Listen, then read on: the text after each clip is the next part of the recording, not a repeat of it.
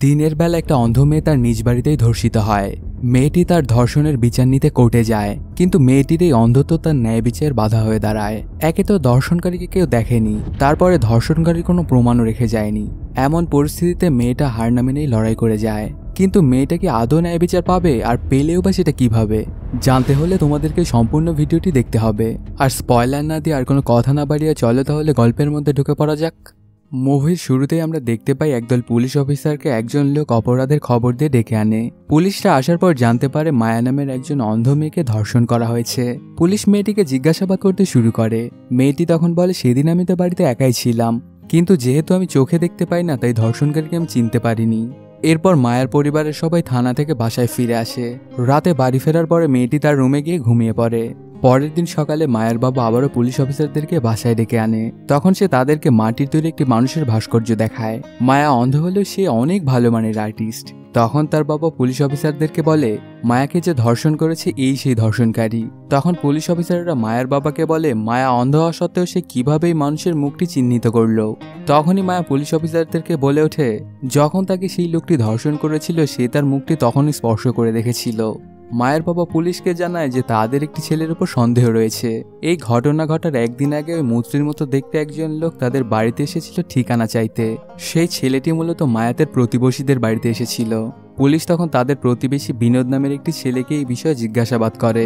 Police বিনোদকে বলে, ছেলেটি তোমার কে হয়? বিনোদ তখন বলে, সে আমার খুবই ভালো বন্ধু, আর সেই ছেলেটির নাম ছিল মাইকেল, যে কিনা আমারই সহপাঠী।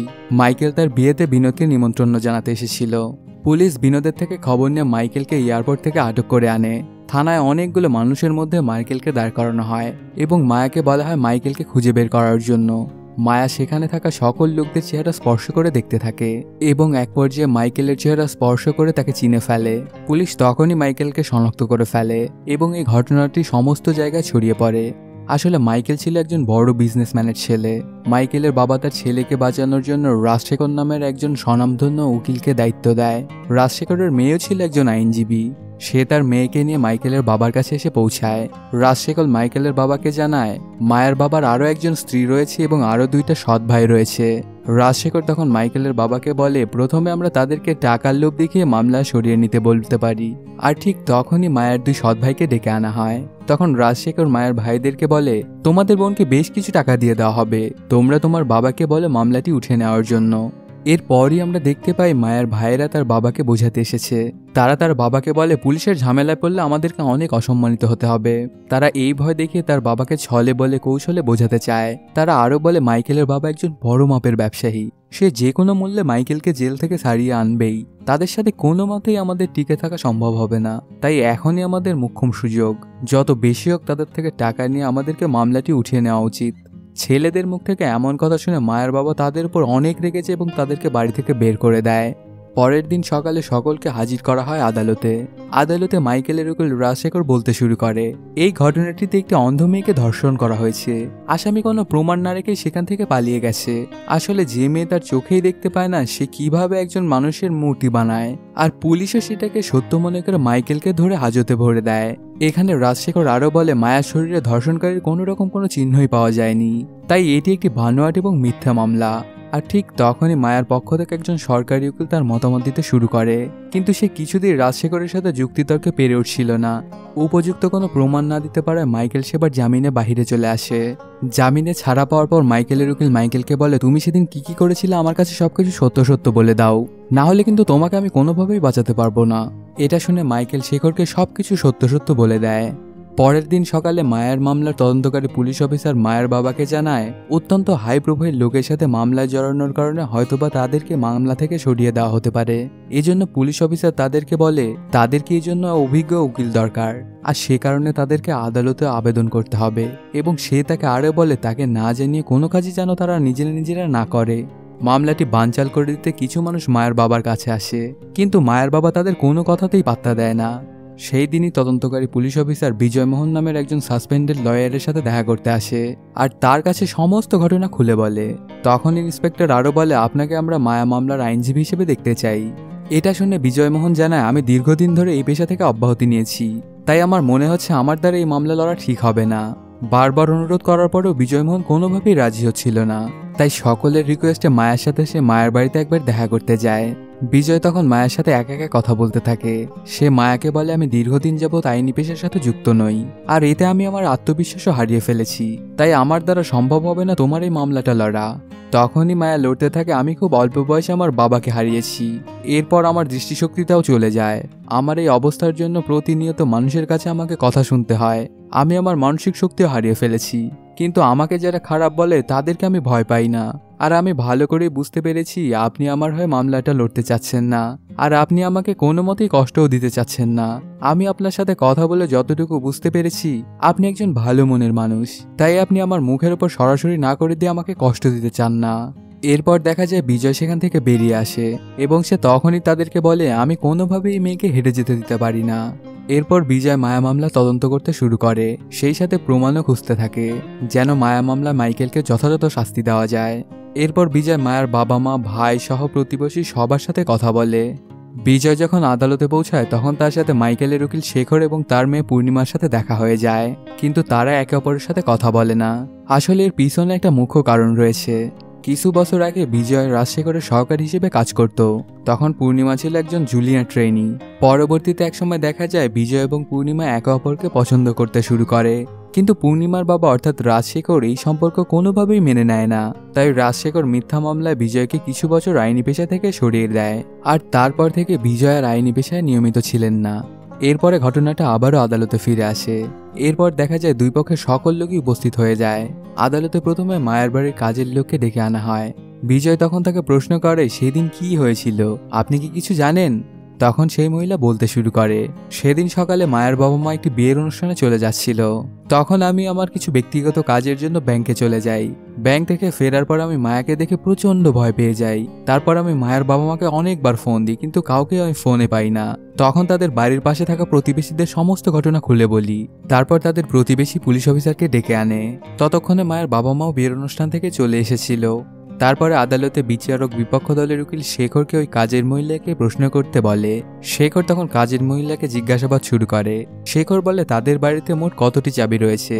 কাজের মহিলা তখন শেখরকে বলে, বাড়িতে মোট 2টি চাবি রয়েছে, একটি আমার কাছে থাকে এবং অন্যটি মায়ের বাবা নিজের কাছেই। তখন শেখর বলে, তুমি যে বাইরে ছিলে এটা মায়ের বাবা খুব ভালো করেই জানতো, আর যদি সে তখন বাড়িতে গিয়ে লুকিয়ে লুকিয়ে আবার ফিরে আসে তাহলে সেই কথাটা আর কেউই জানতে পারবে না। আর তুমি যদি ঘরের দরজা বন্ধ করে বাইরে বের হয়ে থাকো তারপরেও বাড়ির ছাদ দিয়ে ঘরের ভেতরে প্রবেশ করা সম্ভব, কিন্তু কেউ শুধু শুধু কেনই বা বাড়ির ছাদের দরজা খোলা রাখবে। এরপর শেখর আরো বলে, তুমি যে পুলিশকে ডেকেছিলে এর জন্য কি মায়ের বাবা তোমাকে কিছু বলেছিল? তখন কাজের মহিলা বলে, হ্যাঁ আমাকে বকেছিল, কিন্তু এটা মায়ের সম্মানহানির জন্য। এরপরে দেখা যায় বিজয়মোহন মায়ের মাকে প্রশ্ন করতে শুরু করে এবং বলে যে, আপনি কি কখনো মাইকেলকে দেখেছেন? তখন মায়ের মা বলে, মাইকেল যেদিন প্রথম তার বন্ধুর ঠিকানা চাইতে এসেছিল সেদিনই ওকে দেখেছিলাম, আর হয়তোবা সে সেই দিন তাদের বিয়েতে যাওয়া এবং পরের দিন মায়া একা বাসায় থাকবে এই কথাটা জেনে গিয়েছিল। বিজয়শেখর তখন মায়ের মাকে বলে, আপনি মায়ের সৎ বাবার সম্পত্তি দেখে তাকে বিয়ে করেছেন, আর আপনি আগে থেকে জানতেন যে মাইকেল ধনী পরিবারের সন্তান, আর আপনি তাদেরকে টাকার লোভ দেখিয়ে নিজের মেয়েকে দিয়ে জঘন্য কাজটি করিয়েছেন। এরপর শেখর মায়ের সৎ বাবাকে ডেকে আনে। সে তাকে বলে, আপনি মায়ের জন্মদাতা পিতা নন, কিন্তু সেদিন আপনি আপনার কাজের মেয়েকে ব্যাংকে পাঠিয়েছেন, আর আপনার স্ত্রীকে বিয়ের অনুষ্ঠানে দিয়ে আপনি আবারও বাড়িতে চলে আসেন আর নিজের মেয়ের উপরেই নির্যাতন করে ফেলেন। তখন মায়ের বাবাই মিথ্যা অপবাদ শুনে কান্নায় ভেঙে পড়ে।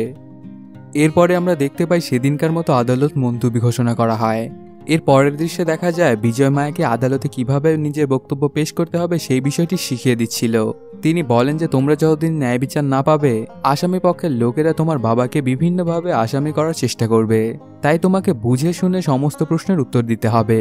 পরদিন মায়া আদালতে এসে উপস্থিত হয়। বিজয়মোহন সেদিন তার সাথে কি ঘটেছিল সমস্ত ঘটনা জানতে চায়।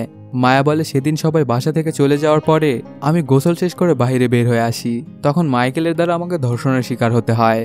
এরপর বিচারক বিপক্ষ দলের উকিল শেখরকে প্রশ্ন করতে বলেন। এবার শেখর মায়াকে প্রশ্ন করে, তুমি কিভাবে বুঝতে পারলে যে তোমাকে মাইকেলই ধর্ষণ করেছিল? মায়ার উত্তরে বলে, আমি যাতে তাকে চিনতে পারি এজন্য তার চেহারা আমি স্পর্শ করে রেখেছিলাম, কিন্তু আমি নিজের ইচ্ছায় তাকে ছুঁইনি। তখন যদি আমি তাকে বাধা দিতাম হয়তো সে আমাকে মেরেই ফেলতো। এরপর মাইকেলের বন্ধুকে জিজ্ঞাসাবাদের জন্য ডাকা হয়। পরবর্তীতে বিজয় যখন মাইকেলের বন্ধুকে জিজ্ঞাসাবাদ করতে শুরু করে তখন সে নানাভাবে বন্ধুকে বাঁচানোর জন্য মিথ্যা কথা বলতে শুরু করে। মায়ের এই ঘটনাটি সামাজিক যোগাযোগ মাধ্যমেও ছড়িয়ে পড়ে। এটা যখন মাইকেল দেখতে পায় তখন সে অনেক রাগান্বিত হয়ে মায়ের বাসায় চলে আসে বদলা নিতে। মাইকেল মায়া ও তার পরিবারের সবাইকে হুমকি দেয় এবং বলে মামলাটি তুলে নিতে, আর তারা যদি এই মামলাটি তুলে না দেয় তাহলে তাদের সবাইকেই মেরে ফেলবে। এরপর মাইকেল সেখান থেকে চলে যায়। পরের দৃশ্যে শেখর কিছু কাজের জন্য দিল্লিতে চলে আসে। এজন্য রাজশেখরের মেয়ে পূর্ণিমা মাইকেলের হয়ে মামলাটি লড়তে আসে। এরপর দেখা যায় আদালতে বিজয়মোহন তদন্তকারী পুলিশ অফিসারকে জিজ্ঞাসাবাদ শুরু করে। তিনি জিজ্ঞাসা করেন, আপনারা কিভাবে মাইকেলকে চিনেছিলেন? তখন পুলিশ অফিসাররা কোর্টে বলে, আমরা মায়ের তৈরি সেই মূর্তি দিয়ে মাইকেলকে চিনেছিলাম, আর মূর্তি যদি ভেঙেও যেতে পারে সেই জন্য আমরা কয়েকটি ছবিও তুলে রেখেছিলাম। তখন পূর্ণিমা জিজ্ঞাসা করে, তাহলে সেই ছবিগুলো কোথায়? তখন পুলিশ ইন্সপেক্টরটি বলে, আমাকে এই মামলা থেকে সরিয়ে দেওয়া হয়েছিল, আর ঠিক তখনই ছবিগুলোকেও সরিয়ে দেওয়া হয়েছে। এগুলো শুনে পূর্ণিমা বলে, আপনি ছবিগুলো নিজেই সরিয়েছেন, কারণ ছবির সাথে আপনি মাইকেলের মিল খুঁজে পাননি, আর আপনি এটাও খুব করে চাইতেন যে মাইকেল যেন জেলের বাইরে না আসতে পারে, এজন্যই আপনি এই ছবিগুলো চালাকি করে সরিয়ে দিয়েছেন। এরপর পরই বিচারক মাইকেলকে এই মামলা সম্পর্কে জিজ্ঞাসা করে। মাইকেল বলে, আমি নির্দোষ, আমাকে ফাঁসানো হয়েছে। আমি সেদিন সকালে বিনোদের বাড়িতে গিয়েছিলাম, আর সেখান থেকে আমি আমার বন্ধুর রিসোর্টের দিকে রওনা দেই। এরপর আমি যখন দেশের বাইরে যেতে চেয়েছিলাম, এরপরই আমাকে এয়ারপোর্ট থেকে ধরে আনা হয়। এরপরই দেখা যায় বিচারক মামলার বাকি কাজের জন্য পরবর্তী তারিখ ঘোষণা করে দেয়। এরপর বিজয়মোহন মাইকেলের বলা কথা অনুযায়ী তার কলিগকে সে কোথায় কোথায় গিয়েছিল সেই সব জায়গাগুলোতে গিয়ে খোঁজ নিতে বলে। তখন তারা খুঁজতে গিয়ে একটি রেস্টুরেন্টের সিসিটিভি ফুটেজ পায়। ভিডিওতে দেখা যায় সত্যি মাইকেল এবং তার বন্ধু সেই রেস্টুরেন্টে গিয়েছিল। এরপর বিজয়মোহন পুলিশকে সেই ভিডিওটি দেখায়। তখন বিজয় আবারও আগের ভিডিওটি পুনরায় দেখার জন্য বিচারকের কাছে আবেদন করে। আগের দিনের ভিডিওটি যখন আবার প্লে করা হয়, যেখানে দেখা যায় কিছু অংশ এডিট করা হয়েছে। এরপর আরও দেখা যায় শেখর এই কেসে জেতার জন্য সেই রেস্টুরেন্টের কর্মীকে ভয় দেখিয়ে ভুল ভিডিও তৈরি করিয়েছিল। তখন বিচারক রাজশেখরের এই বেআইনি অপরাধের জন্য তাকে আইনের আওতায় আনার নির্দেশ দেয় এবং তার বিরুদ্ধে পুলিশি মামলাও করতে বলেন। পরবর্তীতে দেখা যায় পূর্ণিমা তার বাবার পরিবর্তে মামলাটি লড়তে শুরু করে।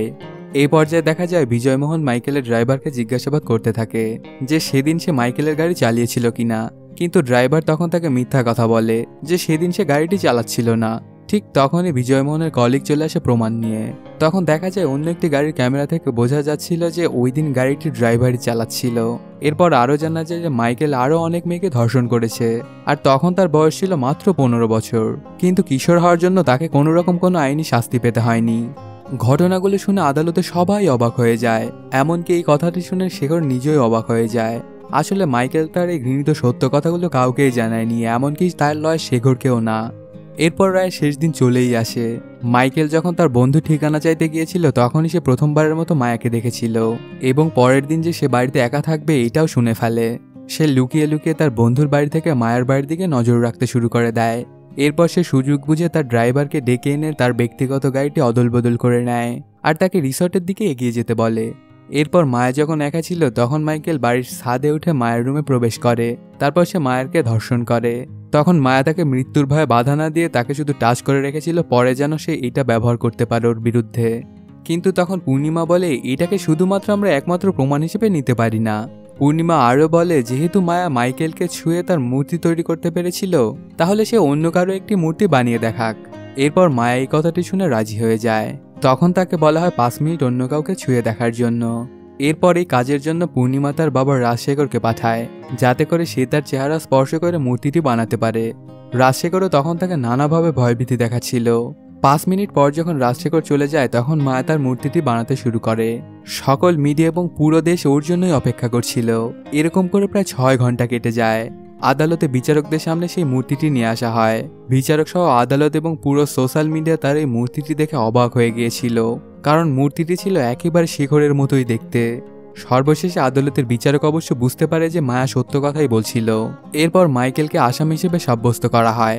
বিচারক মাইকেলকে আজীবন কারাবাস এবং 2 লক্ষ টাকা অর্থদণ্ড করে। এরপর মায়া তার পরিবার সহ বিজয়মোহনকে অনেক করে ধন্যবাদ দেয়। তারা সবাই কান্নায় ভেঙে পড়ে। আর সেই সাথে এতদিন মায়ার সম্মানহানির জন্য তার অস্তিত্ব লুকিয়ে বেড়াতে হয়েছিল, আজ সে তার সম্মান নিয়ে সকলের সামনে বেরিয়ে পড়ে। আর মুভিটা এখানেই শেষ হয়ে যায়।